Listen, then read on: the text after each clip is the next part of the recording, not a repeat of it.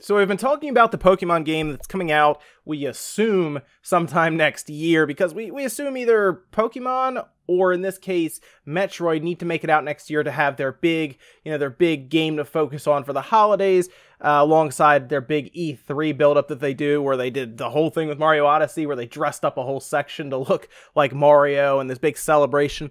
You think they want either Pokemon or Metroid so they can do the same thing next year. And a lot of us are kind of pointing to Pokemon, and the reason we've been pointing to that is because we believe that they can pretty much port Pokemon over. It would still sell really well, and it would still get people really excited because technically it would be on Nintendo's main console right there, their home console, if you will. Even though a lot of people see the Switch as a portable device, the fact that it's a portable device still kind of fits the entire idea of Pokemon being pocket monsters, right? It makes sense, but the fact that you could then play it on your TV and it'd probably be 1080p and look really good and everything, that is enough to get people really excited and for it to sell quite a bit. I'd say still around what it already sells, despite the Switch being a smaller install base compared to the 3DS. I think that would have a massive sell-through rate comparative to something like even Mario, where pretty much everyone has a Switch. It's probably going to go buy the Pokemon, the new Pokemon games that come out. I say games because they probably released two, like they always do. But some interesting stuff happened yesterday, or the day before, 2 days ago,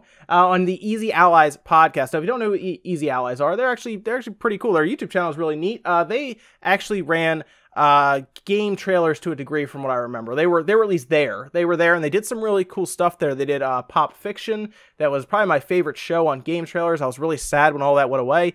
However, they do something called Game Sleuth now, as pointed out to me by viewers, so I'm happy again, because I was watching those. They only have a couple, so I hope they continue to do more, but I know it takes a while. Either way, they're pretty cool guys, and they had a podcast, and apparently, according to one of them, they've heard from very reliable sources that Pokemon is not going to be what myself and others were thinking of, just like a standard port.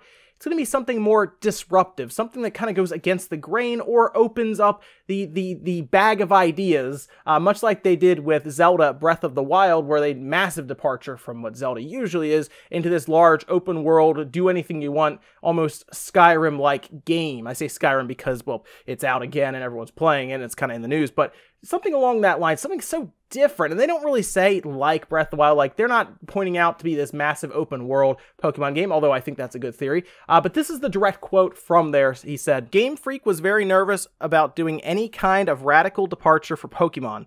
They sell so well, why would you mess with that?" Apparently, Breath of the Wild's reception and the reaction to Mario at E3 was so overwhelmingly positive that it convinced them that they need to make the next Pokemon game as disruptive as those two games were.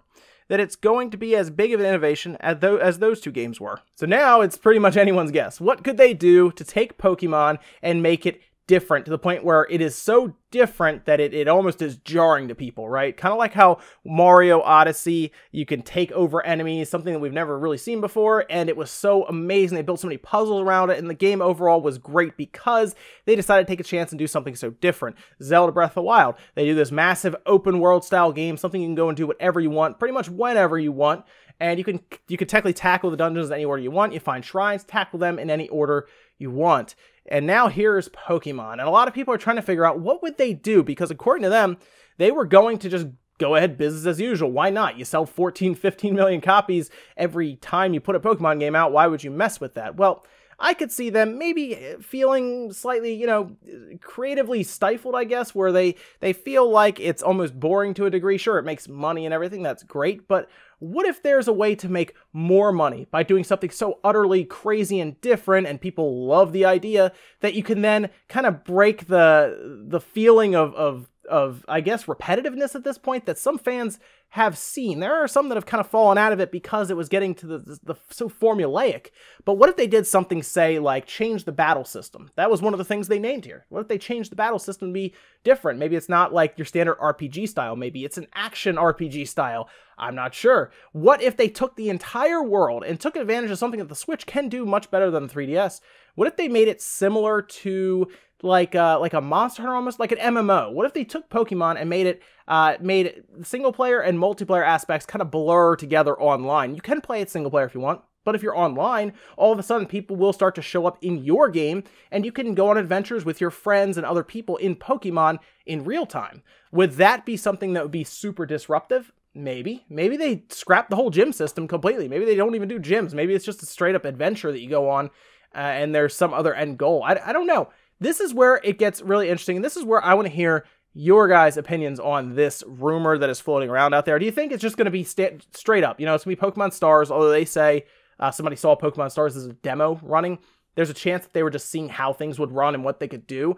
But do you think it's just going to be that? Do you think it's going to come out and it's just going to be standard business as usual? They decided not this time, maybe next time. They just want to get some money and get some stuff started on the Switch. Or do you think they're going to go so crazy with this game that it's going to be almost unrecognizable to most fans of the Pokemon series? But do you think that could also be a double-edged sword? Do you think it could turn people off of the game? Like, could that be something that is such a risk, you know, to take that it could actually hurt the Pokemon brand? It could get people to not buy in. I don't know, but I'm very curious to hear what your guys' thoughts are on this. What are your feelings? What do you think could happen? And what are your theories as to what they could change in Pokemon to make it so radical, so different, that it's almost unrecognizable, and it's really a big step in another direction, much like Zelda and Mario were with Odyssey and Breath of the Wild. Thanks, guys, for watching. I'll see you next time.